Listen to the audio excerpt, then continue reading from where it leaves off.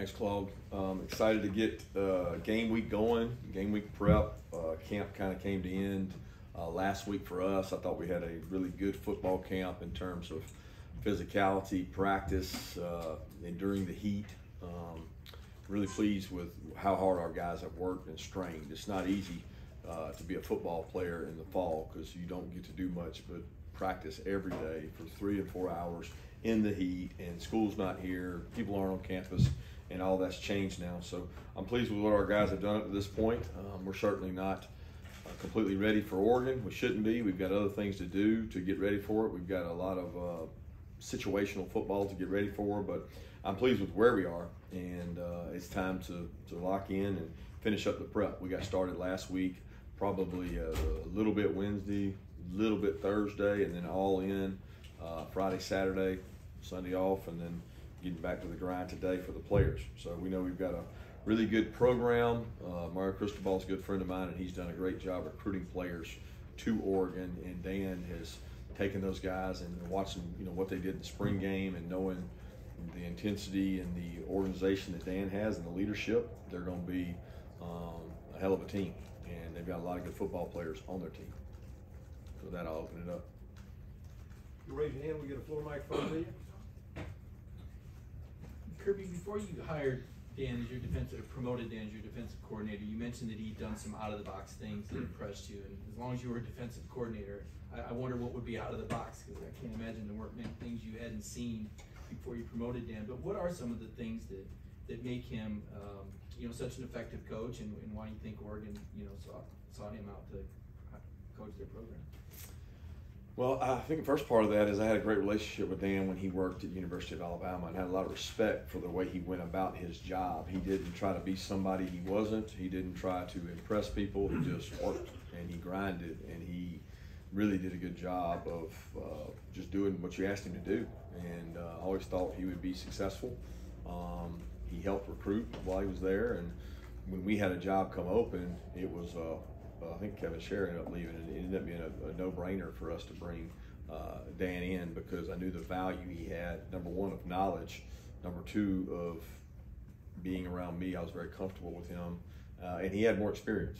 So then when we had an opportunity to hire him as coordinator, I knew he was going to do a great job. Schumann was here at that time as well, and he and Schumann were really neck and neck the whole time, and both took on the responsibilities. Dan would be the first to tell you he would have never had the success here he had it not been for Glenn Schumann. And that's what made the transition easier when Dan left, was the fact that we felt comfortable that Glenn would be able to take it over and do it along with Will. So it's always great when you got two guys that know the system and two guys that can share that responsibility. Hey, Coach. Just wanted to ask, how has the depth of receiver affected preparation heading into the season opener? And have the freshmen impressed you enough to have you confident in them if their number is called? Yeah, I think a lot can be made about depth at any position. There's never enough depth. I mean, you asked me one fall camp. We've been here for 7 of them. I can't sit here and tell you that we've had enough at any position, because as a coach, you concern yourself with reps, volume of reps. How do I get enough work? How does each player get enough work? And receiver's no different than O-line or D-line or defensive backs. It's just you got a certain number of guys. We got the same number of guys there we've had pretty much every camp. So I don't know that there's a major concern for depth there. It's more staying healthy. We've had guys dinged up in every camp I've ever been here. And to be honest with you, we look at it every year, and every year it's about the same. We got the same number of soft tissues, same number of hamstrings and things, and it's kind of been that way this year. So I'm comfortable with where our guys are. We've got some young guys that are going to probably have to play and help us in the 2 deep. But if you're going to do it at a position, the position to do it at is receiver, because those guys tend to be able to have success at an early age. Kirby, there's obviously been a lot of talk this offseason about how many defensive players you lost. From the defense you see today, where are those guys at in your mind, and how good can they be? Where are they right now? They're inexperienced, young, and hopefully talented as we think they are players. At some positions more talented than others, but they're in need of playing a game, and I guess you could say that's experience, right? So they're in need of experience, but more so than experience, they need to play in a game. They need good things to happen and reaffirm their good habits, and some of them need maybe something adverse to happen and see how they respond. Because I've never coached a defensive player that didn't give up a play or get beat. So how are they going to respond to that in a game atmosphere? Because it happens every day in practice. But how are they going to respond to that in a game atmosphere? I don't know if we know that yet. And that's going to be the resiliency factor of where is this group? Because I don't think you really know until you go out in a game and have to execute it in front of the fans and against a really good opponent. Kirby, with this Oregon team, obviously staff turnover from last year, I think they've had like 11 transfers in. Just with that much that has changed from the 2021 season, what's the challenge like trying to prepare for a team like that? Well, some unknowns. You know, you're just trying to gather information. You're trying to figure out where the pieces are going to be, where's this guy going to play, and who's going to play. But that's for us to worry about as coaches, because for the players, we're worried about what we got to do. You know, if I execute my assignment, what does it matter who's across from me? I'm not getting into the details of where he was at last year. I don't care where he was at last year. I'm worried about what I got to do to execute. But we as coaches certainly like to know about personnel and matchups, and the game within the game is to try to get a good matchup somewhere out there. And matchups are easier to find when you know the team inside and out, like let's say an SEC team we play every year. It's pretty easy to try to figure out where your matchups are. Probably a little tougher in this situation of not knowing your opponent, and even the tape you have of the opponent may not be exactly what they're doing. So that creates an interesting dynamic, but it's not for our players to concern themselves with. Coach, what have you seen out of Stetson Bennett in this camp, and was it what you were looking for? Consistency, leadership, the things that you want your quarterback to be in terms of confidence, coachable, and understanding how to use the offense to help you. I think, you know, anytime you got a guy that's been in a meeting room for 2 and 3 years under the same system, it helps. But the reps help more than just the meeting room experience. You know, he's taken more reps with the ones. He's gotten more quality work against, you know, the best we got to offer. He gets to go against the best we've got every day, and I think that has helped his growth. I'm very pleased with what he's been asked, what he's done, and what he's been asked to do. And you know, we need him to play well. We need him to play well because he's a veteran player now. You mentioned some unknowns, trying to find information that Dan's not announcing his starting quarterback. Obviously, you're familiar with the guy that's the favorite. I mean, how does that impact, you know, them not saying this is our guy?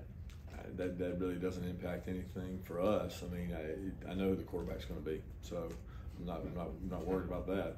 I'm worried a lot more about how our guys play and what our guys do and how our guys execute. You know, you guys use that to write about and talk about, but I mean, let's be honest, regardless of which quarterback's in there, they're going to do what they do. And maybe he does one thing better than the other guy does, and you know, at the end of the day, they may play both of them, but it's never about the preparation for one specific quarterback as much as it is the preparation of your team to go play well. Kirby, when you're facing a guy that was on your staff for the last 4 years, what's the level, like a strategic level, you know, the familiarity that you both have with each other? Does that affect kind of game planning or anything, or do you try to change things up? And also just on a personal level to see, you know, I guess it shows some success, obviously, of your program, to now find a guy that I'm sure you're proud of him to be a head coach now. Yeah, on a personal level, I don't think the game has anything to do with that, and neither Dan nor I will be worried about each other during the game. It's not about that. He's fighting to do the best job he can for his organization and his players, and I'm doing the same here. We have mutual respect for each other, always will, always have. And just, you know, that's what competition's about. You know, you love to go compete, and it's about our players getting a chance to compete against their players. As far as the familiarities of the two systems, you know, there probably is a little overlap there in terms of, you know, defense, and you know, they're watching our defense and we watch our defense to get ready for them. But they've got coaches on their staff from other places.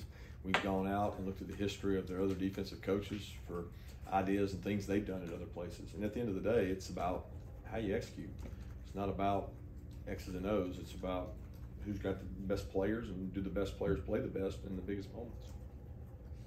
Yeah, Kirby, Cedric was talking about Mykel Williams and he's getting more comfortable learning from these older guys and everything. I guess one, how much have you seen him learning from those guys, and two, how far has he come, in this fall camp since he's been here? He's continued to grow. I think since he got here, he's been a non-traditional freshman. He's never been really impacted by accolades, hype, even intimidation by being here in terms of drills and knowing what to do. He's fit in really naturally. I think being from where he's from, Columbus, he got up here to so many practices. It was just a very steady climb, and he's continued to climb. He's not had ups and downs and lack of efforts and tired and not understanding. He takes really good care of his body. He's very intelligent. He learns the system well, and he plays really hard. And those are attributes that help true freshmen get on the field. Yeah, Kirby, just wondering about an injury update on guys like Andrew Paul, Teki Smith, Kyrus Jackson, Tate Ratledge, Ernest Green, and Denylin Morissette. Yeah, I don't know if I can hit all those. Andrew obviously had a tough situation in the scrimmage towards ACL, which all you guys know. He'll be undergoing surgery, I think tomorrow or the next day, to repair his ACL. Tate's been back practicing, doing a great job. Kyrus been back practicing ever since the scrimmage. Denylin's been back practicing ever since the second scrimmage. You have to remind me anybody else. Tyke's practiced all camp, so he's continued to practice. Kirby, can you kind of talk about the competition at the nickel position as well as punter? Kind of the guys there. Do you know who your guys are? Yeah, our guys are Brett and Noah, and our guys are Tyke and Bullard at the star, along with Poole. So all those guys are doing a great job. Probably play all those guys at punter. We'll make a decision closer to the game, but Brett's probably the leader in terms of punting. But really pleased with the work of all those guys, and expect them to. We say you're a starter here when you start on special teams, so all those guys will have a starting role. Kirby, considering all the different moving parts on the defensive line, you're going to be facing a team that may have the most experienced offensive line you got face this year. What about that challenge come Saturday? Yeah, I think that we face a really good offensive line day in and day out, and a very experienced one in our own, and that provides a lot of good competition. I think they've got more returning starters, returning snaps than almost anybody in the country on their offensive line. So it certainly is a strength in terms of even what Mario's history is of recruiting offensive linemen. Did a tremendous job putting together depth at that position. So it'll be key that we play well, we play physical. You have to control the line of scrimmage and strike people to be a good football team. They know that. Dan knows that. There's nothing hidden about that. So our defensive line's got to stop the run and be able to control the quarterback, which, depending on which quarterback it is, you got some really good athletes back there. Hey, Coach. Cedric called Zion Logue one of the best leaders on this defense. Can you speak a little bit to what you've seen out of him this offseason, taking on a leadership role? Consistency. Zion's a guy that's been a kind of a product of our environment, culture, I might say. He's seen leaders before him. He certainly had a long way to go when he got here. He never shied away from work. He's been very consistent in his work. He's worked really hard to earn the opportunity he's gotten. I think he'd be the first to tell you there's things he can do better. He's not the guys that we played with last year, but he's a great leader, and he makes up for what he may or may not have in complete talent with effort, toughness, all the things we think are quality leadership things, and he continues to do that. How important is it for you guys to have success with your tight ends in this game, especially given the talent that Oregon has in that inside linebacker room?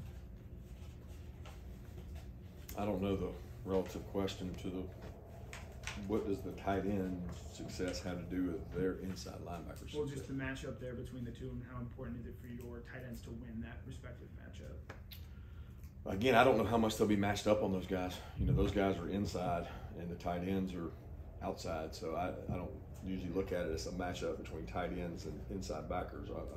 It could be a matchup where one of them's blocking one of them, one of them might be covering them, but it might be a DB too. Are they going to play nickel? Are they going to play regular? Those are all questions that are going to be answered the day of the game. But they have a tremendously talented inside linebacker room.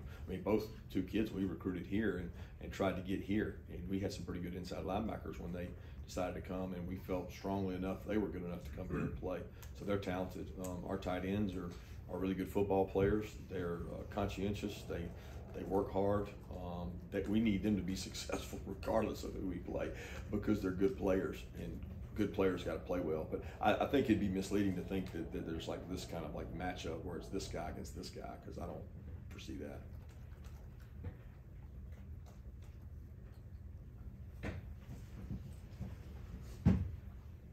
Kirby, can you give us an update on the offensive guards? You said Tate Ratledge was back. Can you kind of let us know where that stands, and have you picked your starting five on the offensive? No, I don't think we'll know till this week gets up. I mean, you're coming off a day where we didn't do anything, and they practiced Friday and Saturday with all of them sharing time with the ones. I mean, that's not going to change all year. I know you guys want to make it, and that's all you want to know is who's going to start.